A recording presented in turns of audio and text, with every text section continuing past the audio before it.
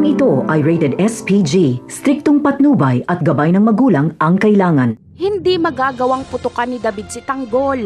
Hindi kasi siya sigurado kung tatamaan niya ito. Nakaharang kasi si Mando kay Tanggol, kaya baka si Mando ang tamaan.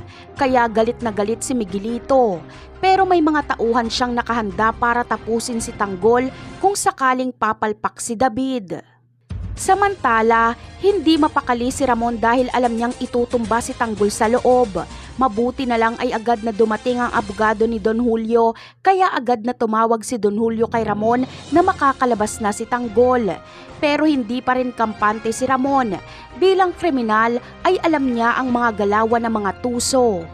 Kaya alam ni Ramon na may magtatangkang patayin si Tanggol sa labas ng presinto. Kaya uunahan niya na ang mga gerero. Pupunta si Ramon sa presinto at sa paglabas ni Tanggol ay manggugulo siya. Plano niya ito para mabulabog ang mga nakaabang na papatay kay Tanggol. Magpapaputok lang si Ramon para magkagulo at agad na itatakas ni Franco si Tanggol.